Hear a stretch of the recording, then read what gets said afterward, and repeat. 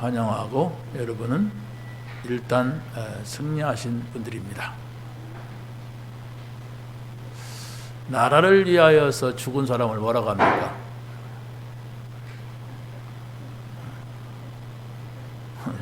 놀래키지 마세요. 나라를 위하여 죽은 사람을 애국자 내지는 순국 열사라 이렇게 표현합니다. 근데 하나님을 위하여서 죽은 사람을 뭐라고 합니까? 순교자라고 그래요. 교회를 말합니다. 교회에서 교회가 죽었다 이렇게 하고 순교자. 애국자가 나오고 순교자가 나오는 것은 태평시대 나오는 게 아니에요. 태평시대는 다 잘 먹고 잘 사니까 누가 정말 진짜 사람인지 아무도 모릅니다. 그러나 어려움이 오고 핍박이 오고 그러면은 그때 나타나요.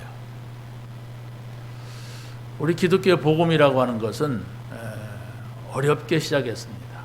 다시 말하면 예수 그리스도가 핍박받고 이단으로 몰리기까지 어려움이 있었어요. 그래서 그 당시에 바리새인들은 이단이라고 했어요. 예수님을. 그러고 바울한테는 이단의 괴수라고 했어요. 그 분간을 못하고 떠드는 거예요. 괴수면은 예수님이 괴수지. 어째 그 바울이 괴수입니까? 괴수는 총 대가리라고 하는 건데, 그렇지 않습니까? 오늘날도 우리가 너무 태평시대 부를 누리고 사니까 하나님께서 참 신앙을 가진 사람들을 찾는 기회가 되기도 합니다. 왜냐? 약간의 피해가 오고 손해가 오니까 사람들은 다 숨으려고 하고 자기 이익 챙기려고 하는 사람들이 대반이에요. 우리가 그걸 알아야 됩니다. 정말로 이 복음이 뭔가를 모르면은 다 떨어지고 다 이게 뭐라 할까요? 세상으로 흘러가게 돼 있습니다. 하나님께서는 세계복음화는 가짜를 데리고서 할 수가 없어요. 왜냐하면 세계복음화하는데 얼마나 많은 희생이 따르고 얼마나 많은 어려움이 찾아오는데요. 가짜가 합니까? 내가 외국으로 여행이 나가서 선교하고 와야지. 그런 법이 어디가 있어요? 그럴 수가 없습니다. 여행 가갖고는 선교할 수가 없어요. 말이 그렇지 내가 전도하러 가려고 간다. 말은 그렇게 할 수가 있습니다. 그러나 거기에는 없어요. 왜 그렇습니까? 너 즐기러 가는 거예요. 즐기러 가는 잔치집에 가서 여러분 전도해 본 적 있습니까? 여러분이 어디 놀러 가갖고 그 사람하고 이렇게 술 한잔 먹으면서 전도해 본 적이 있습니까? 글쎄요, 제가 지금 5천만 명을 다 만나보지 못했으니까 모르겠습니다만은 그렇지 않아요. 사람이라고 하는 게 뭔가 먹고 살고 하는 것이 평안하면 그다지 영혼이니 복음이니 그게 필요하지 않아요. 근데 뭔가가 이 심신이 힘들고 어려워야 뭐가 이게 내 이 평안과 안정을 줄 수 있는 것이 뭔가 하다가 하나님을 만나는 거예요. 그런데 오늘 우리가 정말 이 복음이라고 하는 것이 무엇이고 이 복음이 진짜 내 인생의 답이냐 이런 결론이 나와야 견딜 수 있는 이런 시대가 됐어요. 지금 큰 교회는요 정부 눈치 보느라고 아무것도 못해요. 왜? 그 큰 체제 한 번만 이렇게 막 푸시를 하면 교인이 다 떨어질 것이라고 하는 이런 두려움이 있어.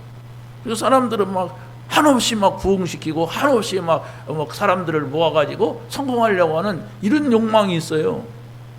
정말로 우리가 하나님 앞에 복음 받았기 때문에 이 복음을 전하고 주님 오시는 날까지 이 복음 전하다가 우리는 하나님 나라에 간다. 이런 것들이 없습니다. 사람들에게 없어요. 그냥 이 땅에 섭니다. 복음을 받아도 이 땅에 써요. 근데 여러분이 진짜 어려운 문제가 올수록 하나님 앞에 서야 돼. 내가 과연 복음 받은 것이 맞은가?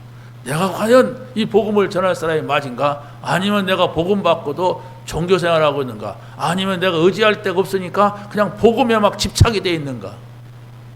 예? 복음을 받았는데 복음에 집착된 사람도 있어요. 막 고집으로 막 이렇게 말하는 사람이에요. 복음을. 그러면서 복음 때문에 행복하지도 않아. 복음에 힘도 없어. 힘 없어서 막 고집 가지고 막 남편하고 싸울 수도 있고, 고집 갖고 친구하고 막 우겨붙일 수도 있어요. 그건 집착입니다. 복음은 그런 게 아니에요. 누리는 거예요. 좋은 거예요. 그 자체가 좋은 거예요. 여러분이 왜 돈을 벌려고 합니까? 그거 가지면은 육신적으로 누리는데 굉장히 유리하고 편리하거든요. 그렇지 않습니까? 돈이 있으면 그걸 가지고 옷도 사 입고 뭐 먹을 거 사 입고 아니고 먹기도 하고 뭐 이래야 하잖아요. 근데 그걸 갖다가 막 창고다가 넣어놓고 땅속에 묻어놓고 이거 내가 얼마 있다. 뭐 그것도 기본 학상은 나쁘지는 않죠. 그러나 아무 필요가 없어요. 여러분, 복음은 내가 지금 누리고 있느냐, 아니면 복음을 그냥 막 집착하고 있느냐, 복음 때문에 고집 부리고 있느냐, 이걸 잘 봐야 됩니다. 그것을 찾아내지 못하면, 누리는 걸 찾아내지 못하면 결국은 어느 순간이 오면 다 넘어져 버려요. 그러니까 제가 어떤 때는 실망할 때가 있고 어떤 때는 기쁠 때가 있어요. 그때가 언제냐면 이 사람이 복음을 가졌구나 할 때예요. 그래, 새신자인데 이 사람이 복음을 가졌구나 한다면 그와 같이 좋은 게 없어요. 그래, 내가 이 사람을 잘못 봤구나, 진짜 복음 가졌구나, 이런 때가 있는 반면에 이 사람이 복음을 없구나, 그냥 배웠구나, 그냥 따라왔구나, 이럴 때예요. 그럴 때는 어떻게 설명을 할 수가 없어요. 말하려고 했던 것까지도 그냥 탁 닫혀져요. 어떻게 하나? 이 사람한테 뭔 얘기를 해야만 되는가? 왜? 아무 말도 안 해갖고 지금 그랬다면은 내가 뭔 얘기를 하겠는데 얼마나 많이 들었는지 몰라. 제일 큰 듣고도 텅 비어 있어. 아니야. 전혀 복음에 대한 눈꽃만큼도 사랑하는 마음이나 헌신하려고 하는 마음이 이런 것이 없고, 그러면 할 말이 없어요. 여러분, 누구를 책망하기 위해서 하는 말이 아닙니다. 여러분들이 지금 뭘 향하고 있느냐, 그 복음의 맛을 봐야 돼. 그래야만이 복음으로 행복해진단 말이에요. 복음의 깊이 그 은혜를 알아야 돼. 영적인 것을 알아야 돼. 그래야 희망이 생겨요. 영원한 나라에 희망이 생겨요. 자, 2020년이 지났습니다. 이제 오늘이 마지막 주일이에요. 마지막 주일인데 정부에서는 지금 이번 주하고 다음 첫 주를 하지 말래요. 24일 2부부터 신년 첫 주까지 하지 말래. 아주 얼마나 교묘합니까? 좋다. 나는 한다. 그래서 쭉 서치해보니까 다른 교회도 다 한대. 벌금 문다. 감옥 가자. 막 다들 이러더라고요. 이게 어떻게 이렇게 절묘하게 24일 저녁부터 첫 주 3일까지 하지 말래. 한 달이면 모르겠고 두 달이면 모르겠고. 이런 교묘한 짓을 지금 하고 있단 말이에요.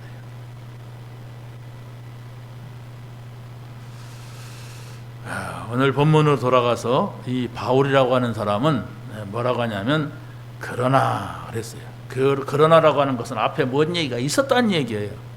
그렇죠? 그게 바로 뭐냐면 5절에 보니 나는 8일 만에 할례를 받고 이스라엘 족속이요 베냐민 지파요 히브리인 중에 히브리인이요 율법으로는 바리새인이요 열심으로는 교회를 박해하고 율법의 의로는 흠이 없는 자라. 나는 반대쪽에서 완벽한 사람이었다.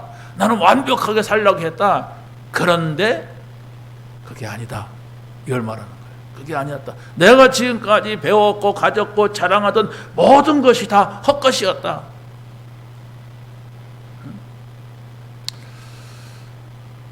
고린도전서 15장에서 바울이 고린도 교회에 보내는 말씀에 보면 이럽니다. 그리스도의 부활이 없다면, 우리가 죽었다가 다시 살아나는 것이 없다면 우리 모든 것은 다 헛것이다. 여러분이 예배하는 게 헛것이란 말이에요. 헛짓하고 있다는 거예요. 믿습니다 하고 하는 것들이 다 헛짓이라고 하는 거예요. 뭘 말합니까? 분명한 것을 찾았다는 거예요.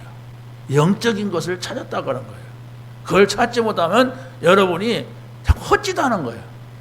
사람 눈치 봐야 되고 막 요리조리 막 머리 굴려야 되고, 요렇게 하면 나한테 손해가 올까, 요렇게 하면 이익이 올까, 그래야 돼요. 그 교회 와서도 막 자기 이익될 걸 찾아요. 그게 죄라고 하는 것도 전혀 몰라요. 전혀 몰라요. 자, 그래서 오늘 말씀에서 오늘의 새 틀로 시작하자. 새 틀. 내가 누굽니까? 그리스도 안에 있음은 새로운 피조물이라 이전 것은 지나갔으니 보라 새 것이 되었다.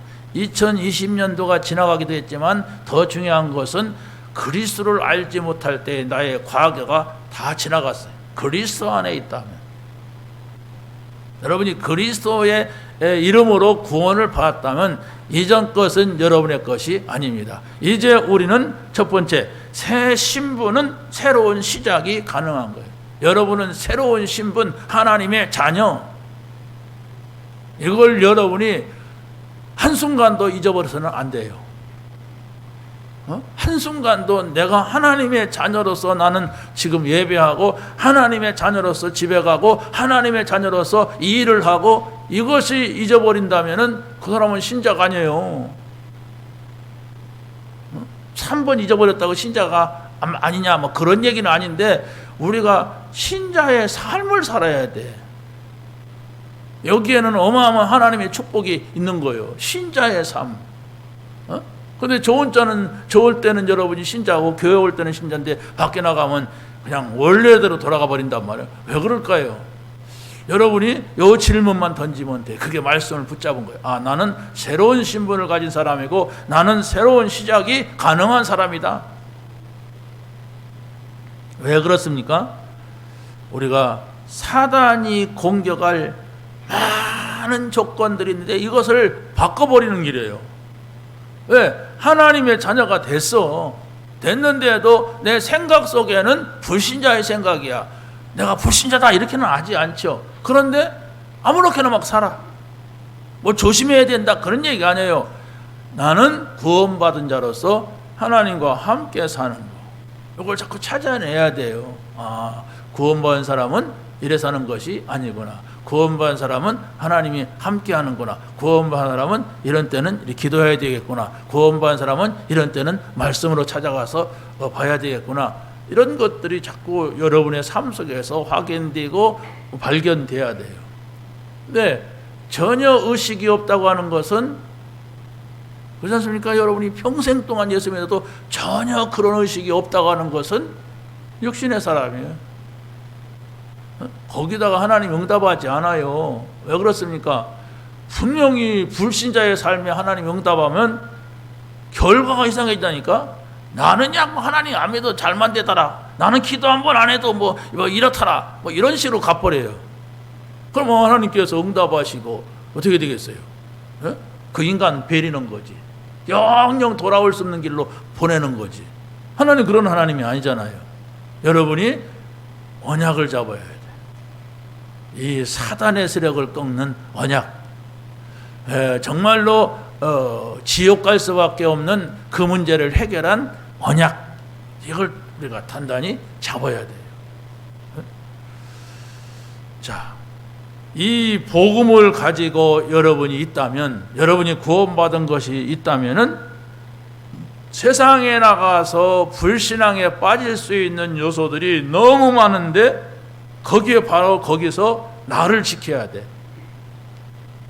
그 나가 뭐냐 이렇게 할 때 옛날 12가지 문제 속에 빠져있던 내가 아니란 말이에요. 이제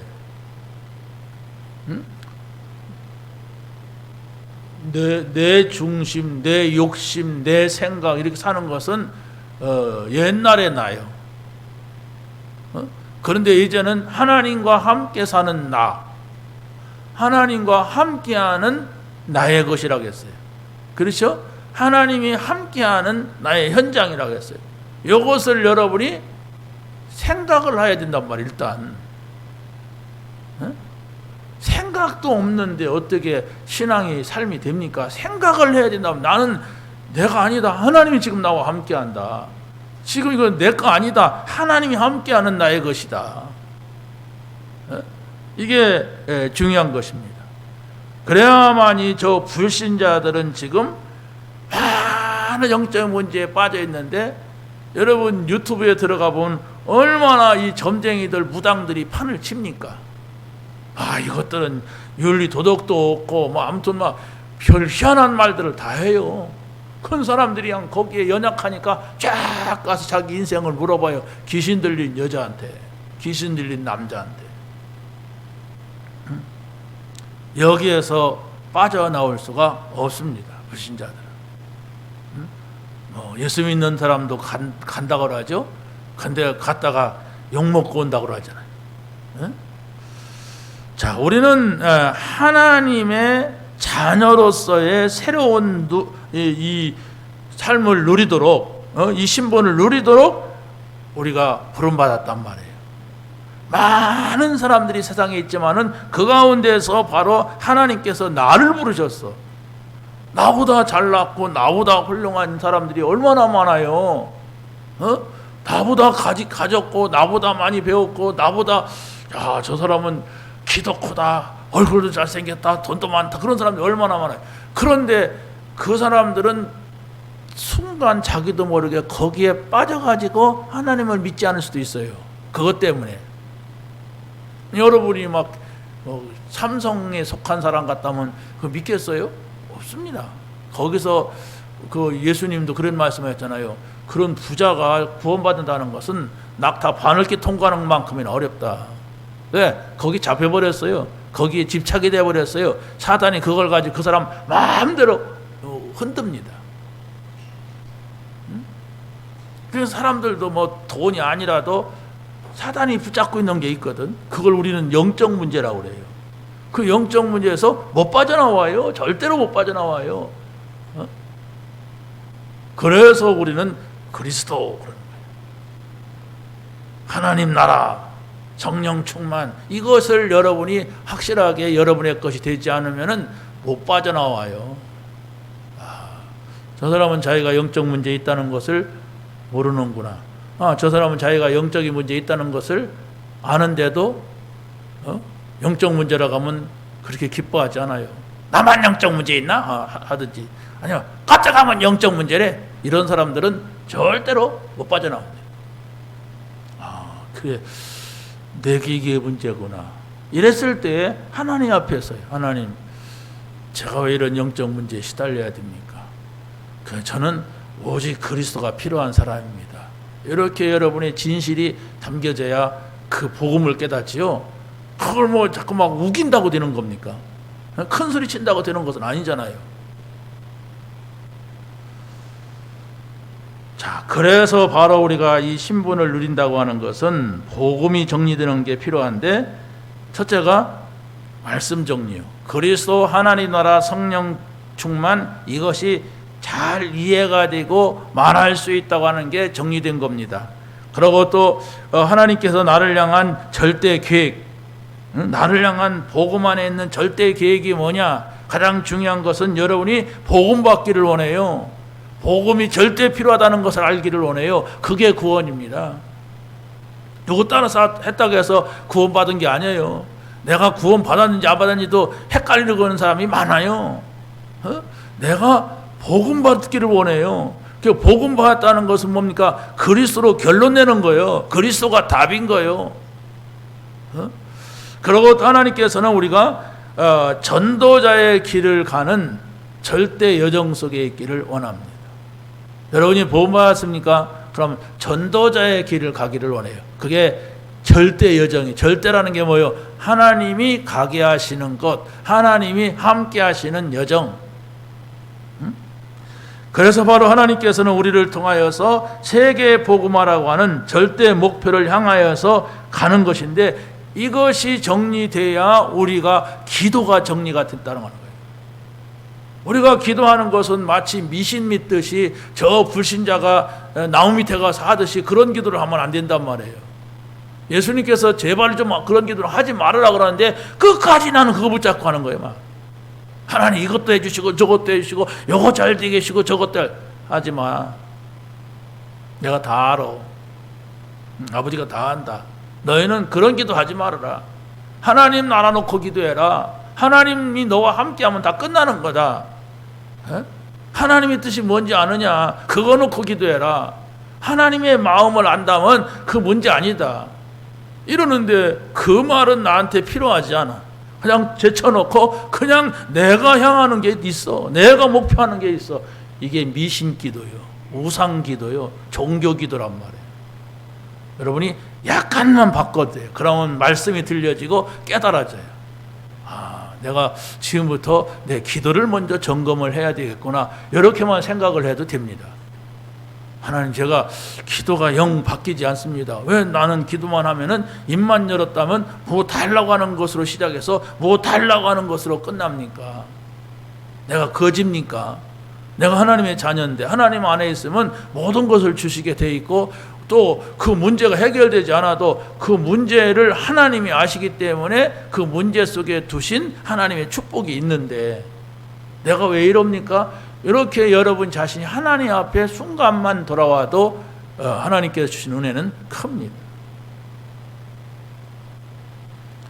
자, 그래서 바로 하나님께서 우리를 통하여서 하고자 하시는 세 번째가 뭡니까? 우리를 부르시고 함께 있게 하시고 전도도 하며 귀신을 내어 쫓는 권능도 가지게 하려 함이라. 이게 바로 뭡니까? 하나님이 구원받은 나와 함께 하신다. 하나님께서 나를 전도자로 부르셨다. 그리고 또 귀신에 시달리는 이런 사람들의 이 귀신을 쫓는 권세도 나에게 주었다. 이게 바로 전도 정리예요.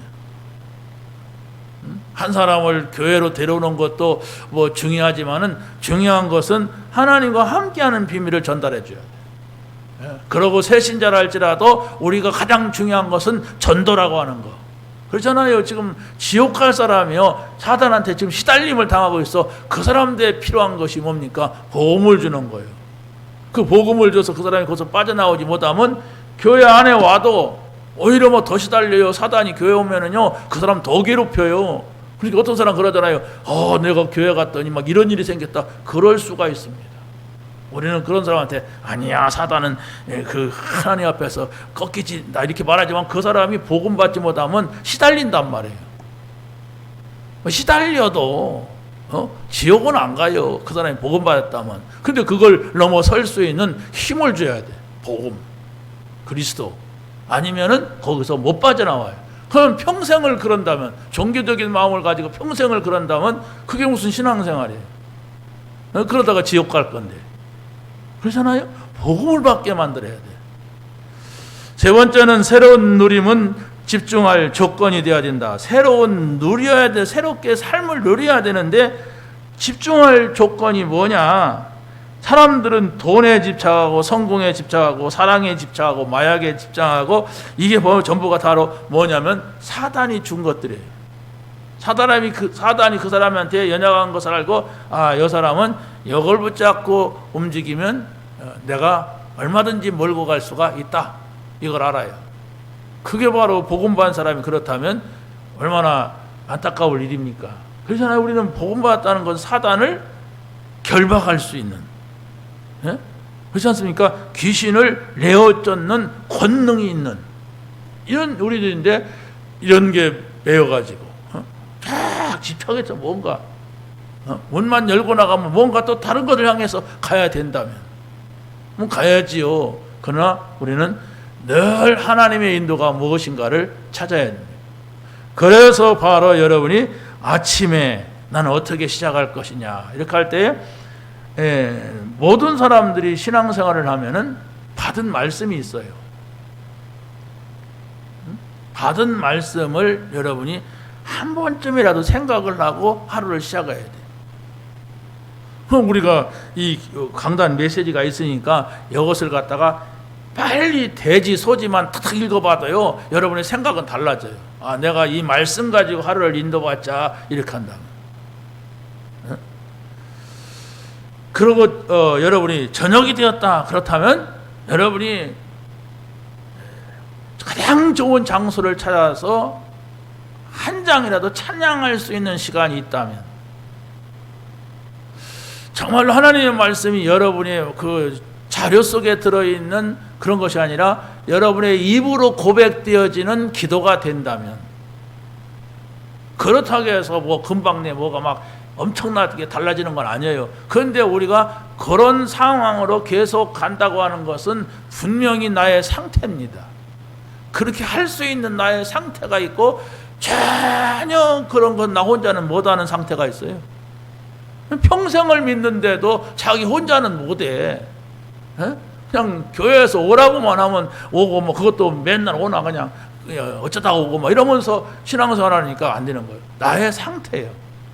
여러분의 영적인 상태가 어떠느냐, 지금 뭐 하고 있느냐, 지금 받은 말씀을 한 번쯤이라도 이렇게 생각을 했는가, 그 말씀을 가지고 여러분이 찬양을 하는 시간, 기도하는 시간이 있었느냐. 자, 말씀을 받는다고 하는 것은 여러분이 이 뇌로 받아요. 그렇죠? 그런데 그 말씀이 여러분의 마음으로, 가슴으로 가면은 감사가 되고 감격이 돼야 돼요. 그런데 그것이 여러분의 생각 속에 말씀이 정리되고 여러분의 마음 속에 그 받은 것이 기도가 되고 찬양이 되고 감사가 된다고 한다면, 여기 영적인 상태인데 이것이 지속이 된다면 여러분들은 미래가 반드시 변화되게 돼 있어요. 희망적으로 축복으로 바뀌게 돼 있어요. 그런데 여러분의 상태는 그냥 항상 불신자같이 똑같이 살아간단 말이에요. 그 말씀 받아도 뭐 나한테 소용없고 그냥 집어내버려. 그냥 그 기도를 어떻게 해야 해? 답답해야 기도해. 그냥 뭐 급해야 뭐 그냥 다 하려고 하는 기도나 좀 할까? 찬양 절대 못해. 나 혼자서 뭐 찬양해. 그거 재미도 없는 거. 이렇게 된다면 여러분의 상태가 분명히 나중에는 이상한 데가 있어요. 왜 그렇습니까? 내 상태가 이상한 데로 가서 있게 된단 말이에요. 이것을 우리가 찾아야 돼요. 자, 그래서 바로 하나님께서 우리에게 주시는 이 하나님의 말씀, 이 말씀이 여러분에게는 중요한 거예요. 두 번째는 새 틀을 가지고 미래를 대비해야 됩니다. 새 틀이라고 하는 것은 바로 뭐냐면은 우리가 살아가는 삶에 이 틀이 있어요. 이 삶의 틀이 있는데 이 새 틀을 가지고 우리가 미래가 있단 말이에요. 내일도 미래고 모레도 미래고 미래예요. 이 미래를 우리가 바라보는 우리의 삶이 돼야 된단 말이에요. 자, 그래서 첫 번째는 새로운 영적인 상태의 시작을 보아라 그랬어요. 새로운 영적인 상태의 시작이라고 하는 것은 바로 무엇을 말합니까? 우리가 응답을 많이 받았다고 말합니다. 그리고 또 우리에게 문제가 왔다고 말합니다. 자, 그런데 우리 영적인 상태가 바르다면은 이 모든 것은 축복이 됩니다. 그렇잖아요? 응답이 아니에요. 문제가 아니라고 하는 거예요. 응답은 우리가 좋아하는 거예요. 뭐가 생겼다, 뭐가 잘 됐다, 이것이 보통 사람들의 응답입니다. 그런데 문제는 우리가 볼 때 문제예요. 우리가 볼 때 문제인데 우리가 볼 때 문제는 문제가 아니라고 하는 거예요. 그 속에 있는 하나님의 계획을 우리가 봐야 돼요. 하나님께서 하고자 하시는 그것을 우리가 보게 되는 것입니다. 자, 그래서 우리는 오늘의 영적인 상태는 미래의 우리를 결정한다. 미래의 우리의 삶을 결정하는 것이다. 이렇게 우리가 봐야 되고, 더 중요한 것은 하나님께서는 구약에 새 절기의 축복을 주셨어요. 새 절기가 뭡니까? 유월절, 오순절, 수장절. 6월절은 구원을 말합니다. 수장절은 오순절은 하나님의 인도를 말해요. 그리고 수장절은 천국을 말합니다. 이것이 바로 그리스도가 오셔서 성취하시는 거예요. 그것이 그리스도, 하나님 나라, 성령 충만, 이것으로 연결되는 겁니다. 자, 그런데 중요한 것은 바울이 복음을 받고서 이것을 알게 된 거예요. 이런 것이구나. 바로 구약에 있는 모든 것들은 그대로 성취된 결과구나. 이것을 본 것입니다. 그래서 바로 새로운 영적인 상태의 과정을 보았는데, 그것이 바로 뭐냐면 바울은 지극히 선한 것을 분별하라 그랬어요. 지극히 선한 것을 분별한다고 하는 것은 바로 뭐냐면 지극히 상식적인 것이 있단 말이에요. 우리가 살아가는데 지극히 상식적인데 상식 이하라면 복음을 알아낼 수가 없어요. 바울이 감옥에 갇혀 있는데 시험 드는 사람도 있고 힘을 얻는 사람도 있었어요.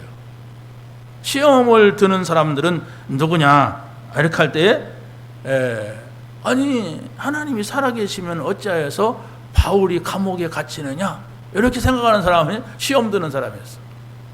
그런데 힘을 얻는 사람들은 야 하나님께서 바울하고 함께 하실 것이다. 분명히 하나님께서는 여기에 바울을 통하여서 우리에게 주시는 말씀이 있다. 하나님의 뜻이 있다. 이걸 찾는 사람들이었어요.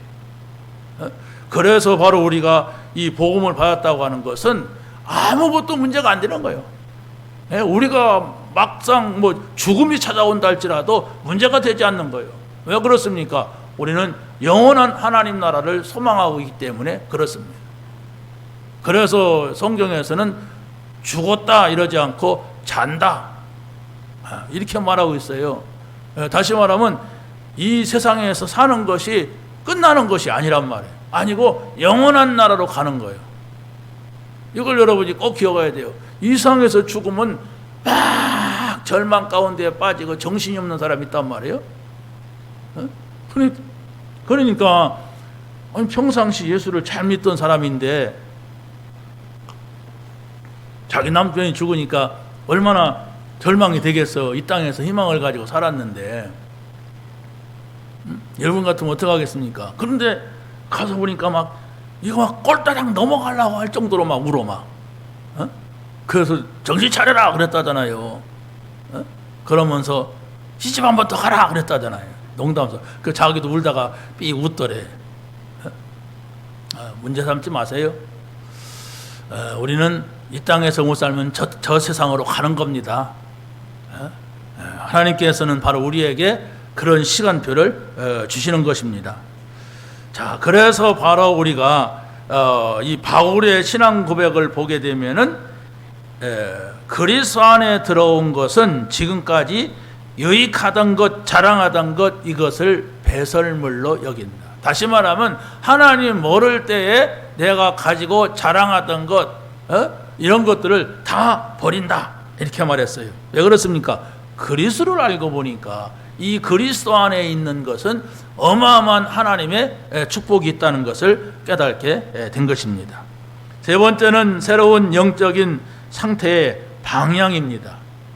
새로운 영적인 상태, 어떻게 보면 새로운 영적인 삶의 방향, 내가 어떻게 살아야 되는가 하는 것을 우리가 찾게 되는 것이죠. 여러분이 구원을 받고 새로운 삶이 시작이 됐다면은 새로운 삶의 방향이 나와야 되는데 그게 바로 뭐냐? 하나님의 인도받자 이겁니다. 우리는 이렇게 하면 되겠다, 저렇게 하면 되겠다 아니에요. 하나님의 인도받자. 내게 손해가 온다 할지라도 하나님의 인도받자. 내가 어떤 어려움이 와도 하나님의 인도받자. 그 어떤 것을 하나님께서 원하시는가 이걸 생각하세요. 그래야만이 담대해집니다. 왜? 하나님이 가게 하시는 곳은 가는 거예요. 하나님이 하게 하시는 것은 하는 거예요. 그게 하나님의 인도입니다. 내가 편한 대로 내가 좋은 대로 가냐? 하나님이 뭘 원하실까?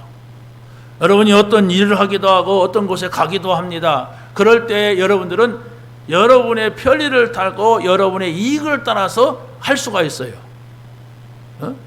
그것이 아닙니다. 여러분이 정말로 하나님이 원하시는 것이라면 나는 어디든지 가야 된다. 하나님이 원하시는 것이라면 이거 내가 손해가 나도 해야 된다. 이런 자세가 우리에게 필요한 겁니다. 근데 그것을 한두 번만 이렇게 해도 하나님이 이렇게 원하시는구나, 이렇게 하시는구나, 그걸 봐요. 근데 한 번도 그런 적이 없어. 나는 그냥 내 생각대로만 했어. 내가 유익한 대로만 했어. 내가 좋은 대로만 했어. 그러니까 하나님하고는 전혀 감각이 없어. 말씀을 들어도 전혀 자기 계산만 되지 전혀 감각이 없단 말이에요. 왜 그럴까요? 자기 삶에 딱 이렇게 짜놓고 살아. 이렇게 하면 된다, 이렇게 해야 된다, 저렇게 하면 된다. 그렇게 지금까지 살아왔어. 평생을 이렇게 살아오다 보니까 누구를 따라간다? 아니야, 내가 유익해야 돼. 뭘 어떻게 한다? 아니야, 나한테 좋아야 돼. 그러니까 신앙이 들어가질 않아요. 왜? 눈에 안 보이는 하나님과 이게 만남이 되어지고 그의 인도를 받아야 되는데 그런 것은 전혀 내 삶은 내가 알아서 살아가는 거예요. 왜 그 양반이 간섭을 해? 그 양반 내가 보지도 못했는데. 이러면 안 되잖아요. 여러분이 조금만 여러분의 생각을 바꾸고 하나님의 인도받자. 정말로 모든 곳에서 내가 이번 한 주간만이라도 하나님한테 질문 던져보자. 그럼 하나님께서는 나에게 뭐라고 하실까? 내가 핍박이 있어도 어려움이 있어도 나는 이 길을 가야 된다. 하나님이 원하시는 길을 가야 된다. 이런 생각을 해보세요. 그러면 한두 번만 그렇게 해도 여러분의 생각은 달라져요. 하나님이 이렇게 하시는구나. 하나님이 이걸 원하시는구나. 이것을 알게 되는 것입니다. 자, 마지막입니다. 미래의 틀은 복음 안에서 나와야 합니다. 미래의 틀이라고 하는 것이 바로 뭐냐? 우리 렘넌트들에게 더 중요한 얘기죠. 왜냐하면 우리보다도 우리 자녀들은 더 미래가 길게 있기 때문에 그렇습니다.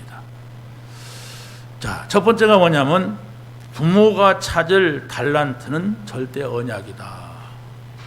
다시 말하면 자녀를 키우는, 렘넌트를 키우는 이 부모는 달란트가 뭐냐? 절대 언약이야.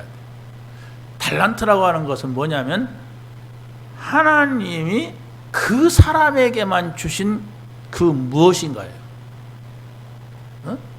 하나님이 그에게만 줘가지고 그가 살아갈 수 있도록 하게 한 거예요. 그러면 우리에게 있어서 정말로 불신자가 가지고 있는 것은 달란트는 없지만은 하나님이 나에게 주신 것은 언약이란 말이에요. 이게 바로 렘넌트 부모가 가져야 될 아주 중요한 것입니다. 복음 받은 부모가 정말로 절대 불가능한 것을 보았을 때 이것을 무조건 절대 가능한 것이 아니라 언약 속에서 찾아야 돼. 이건 우리가 할 수가 없다. 이건 나도 할 수가 없다. 이건 너도 할 수가 없다. 그러나 이것은 하나님은 하실 수가 있다. 그런데 하나님이 하신다고 하는 것도 우리가 잘 분별해야지, 뭔가가 자기 욕심만 가득한 것을 하나님이 하실 수가 있다고 하면 또 안 되죠. 그렇지 않겠습니까? 분명히 이것은 하나님이 원하시는 거야. 하나님이 이루고자 하시는 거야. 근데 나는 할 수가 없다. 그렇다면 분명히 하나님은 하실 수가 있는 언약을 우리가 붙잡아야 돼. 그래야만이 하나님이 하시는 것을 보게 되죠. 이런 여러분의 어떤 작은 도전이 있을 때에 달라지는 것이고, 여러분의 후대가 복음 속에 들어온다고 하는 것은 바로 그런 것들입니다. 그래서 이 복음 안에 있는 무조건이 아니에요. 그것도 뭐 자기 고집이 아니라 정말 순수하게 이 복음이 여러분에게 있어야 되는 겁니다. 내가 욕심이 들어간 것도 아니고. 자, 그래서 바로 우리가 찾는다고 하는 것이 뭐냐 이렇게 했을 때 세상 사람들이 찾은 달란트가 아니고 하나님의 사람에게 주신 달란트. 물론 세상 사람들이 가지고 있는 것은 눈에 보이는 어떤 기술일 수가 있어요. 그런데 그것보다 더 중요한 달란트가 그리스도 하나님 나라 성령 충만이에요. 이것보다 더 좋은 달란트는 없습니다. 여러분이 뭘 잘한다, 그래도 만약에 이게 없다면 그 달란트는 사단에게 쓰임받습니다. 여러분이 피아노를 잘 친다, 여러분이 과학을 잘한다, 여러분이 돈을 잘 버는 기술이 있다, 뭘 잘한다, 좋지요. 근데 그게 언약 안에 있을 때에 하나님께 영광이 되고 우리에게도 유익이 되지, 언약 밖에 있는 거요, 그러면 못된 게 많아요. 그거 가지고 있는 그 자체가 아주 못된 게 많다니까요. 자, 그래서 우리는 오직의 복음 주신 것, 유일한 하나님 나라, 그렇죠? 하나님 나라는 또 있는 게 아니에요. 하나님이 계신 곳, 그리고 재창조의 성령, 이것을 하나님께서 우리에게 주셨습니다. 그래, 이것이 우리의 달란트가 돼야 돼. 그랬을 때에 세상적인 것, 육신적인 것도 축복이 되는 것입니다. 두 번째는 렘넌트가 찾은 달란트입니다. 그건 바로 뭐냐? 우리가 렘넌트, 복음 가진 사람이죠. 복음 가진 아이들이죠. 그런데 서밋의 기술을 찾는 거예요. 렘넌트, 복음 가진 사람이라면 이제 서밋의 길을 가야 된단 말이에요. 그 서밋의 길을 간다고 하는 것은 뭐냐 이렇게 했을 때, 첫째가 복음의 흐름을 따라가는 렘넌트는 모두가 다 승리했다. 성경에는 복음의 흐름이 있어요. 창세기 3장 15절, 6장 14절, 12장 1절 3절, 또 출애굽기 3장 18절, 또 뭐가 있어요? 이사야서 7장 14절, 마태복음 16장 16절. 저 창조 때부터 쭉 복음을 말하는 흐름이 있어가지고 예수님께서 오셔서 물으신 거예요. 너희들은 나를 누구라느냐? 주는 그리스도시요 살아계신 하나님의 아들. 이게 어느 날 갑자기 이루어진 고백이 아니라 자, 창세기 3장 15절부터 있었던 이야기란 말이에요. 흘러가고 있는, 그걸 가지고 역사가 이어지고 있는, 그걸 가지고 성경이 이루어지고 있는 그 흐름을 말하는 거예요. 그걸 우리가 봐야 된단 말이에요. 그래서 바로 아까도 말씀을 드렸지만 새 절기의 흐름, 그래서 바로 새 사건으로 이어지는 것을 우리가 봐야 돼요. 새 절기, 새 사건, 뭔지 알죠? 이것을 여러분의 생각 속에, 마음 속에 잘 가지고 있어야 여러분의 영혼에 전달되는 거예요. 이 속에서 다 끝냈다. 이스라엘 백성들은 그 새 절기로 모든 걸 다 끝냈어요. 근데 우리는 그리스도죠. 하나님 나라죠. 성령 충만. 여기서 다 끝내는 거예요. 우리가 뭘 한다고 하는 게 아닙니다. 우리가 좀 더 열심히 하면 된다. 필요하지만은, 근데 그걸로 영적인 문제가 해결되지 않는 겁니다. 그래서 바로 이 예배라고 하는 것, 이 예배의 흐름이라고 하는 것, 여기에서 우리가 어떻게 응답을 받아야 되느냐, 하나님께서 우리에게 말씀하시는 바를 어떻게 들어야 되느냐 하는 것을 우리가 찾는 것입니다. 자, 세 번째는 교회가 찾은 달란트는 복음과 전도입니다. 저 교회는 뭘 잘한다, 교육을 잘한다, 저 교회는 또 뭘 잘한다, 이렇게 할 수가 있어요. 그러나 가장 중요한 것은 교회는 복음을 전하고 전도를 하는 거예요. 복음이 전달되고 전도가 되어지는 거예요. 이게 바로 교회가 찾은 달란트예요. 그러기 위하여서는 먼저가 뭐가 필요하느냐? 예수님께서 이런 말씀하셨어요. 내 집은 만민이 기도하는 집이다. 뭔 얘기를 하다가 이런 말씀을 하셨는가 하는 걸 찾아봐야 됩니다. 예수님께서 성전에 가보니까 막 상을 펴놓고 돈 바꾸는 사람들이 있어요. 또 양을 잡아놓고 막 검열을 하고 있어요. 그것 때문에 난리 막 북새통을 이루는 거예요. 근데 그것이 옛날에 예배할 때는 또 필요했어요. 왜냐하면 사람들이 양을 가지고 제사 드리러 온다면 아무거나 가지고 오니까 좀 검열된 것을 가지고 와라. 그냥 막 문열이 갖다가 쩔뚝거리는 거 갖고 애꾸 갖다 놓고 제사 드리겠다 하지 말고 깨끗하고 가장 정결한 걸 가져가라. 그 검열을 했다고 합니다. 그러고 그 당시에는 노마 시대이기 때문에 로마 화폐를 드리지 말고 성전에서 드리는 화폐를 따로 만들었어요. 그래서 그 성전으로 바꾸는 거예요. 성전에서 로마 화폐가 성전 화폐로. 그런데 이것이 이제 막 세월이 가고 사람들이 이 머리를 막 돌리다 보니까 부정과 부패가 일어나는 거예요. 아니, 양을 드렸으면은 그걸로서 끝이 나야 하잖아요. 제물로 태워서 저 딜무로 가갖고 저쪽 돌아서 입고 가서 다시 또 팔고. 그러니까 몇 마리만 가지면 돈을 막 버는 거예요. 이런 짓들을 하는 것이 예수님이 모르셨어요? 보니까 이거 한단 말이에요. 그러고 막 돈을 바꾸는 데만 열심히 해요. 근데 이것들이 어디서 하느냐? 이방인의 뜰, 기도의 뜰, 렘넌트의 뜰, 거기서 그 짓을 하고. 그래서 예수님께서 다 엎어버린 거예요. 내 집은 만민이 기도하는 집이다. 이걸 가지고 다 나가라! 마치 예수님이 그 성전의 주인같이. 주인이잖아요.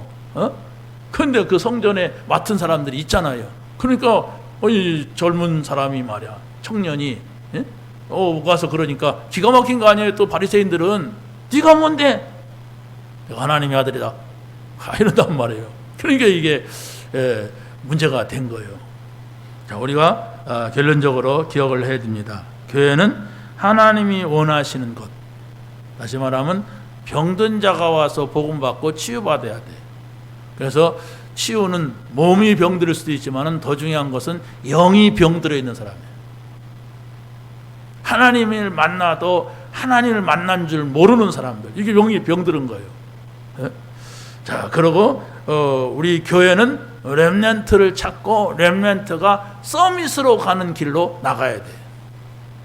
단 한 사람, 시대마다 그런 사람들이 많지가 않았어요. 막 때로 있었던 게 아니야. 어쩌다가 한 명 나타나면 그 한 명을 돕는 뭐 5, 6명 뭐 이렇게 있었지. 그것도 시대마다 지금 표현한 것을 쫙 모아놓은 게 성경입니다. 그러니까 이런 렘넌트가 되든지 이런 렘넌트를 찾든지, 나는 이제 그렇게 될 수가 없구나. 그렇다면 그걸 찾아야 돼요. 그것이 바로 하나님께서 원하시는 교회. 교회가 뭡니까? 바로 나요. 내가 교회예요. 이런 교회가 내가 되고, 그래서 결국은 237을 살리는 교회, 이런 교회가 되는 응답이 여러분에게 있기를 예수님의 이름으로 간절히 축원합니다. 하나님 감사합니다. 오늘 주신 말씀 붙잡게 하시고 이 말씀의 증인, 증거가 되는 저희들이 되게 하여 주시옵소서. 예수 그리스도의 이름으로 기도하옵나이다. 아멘.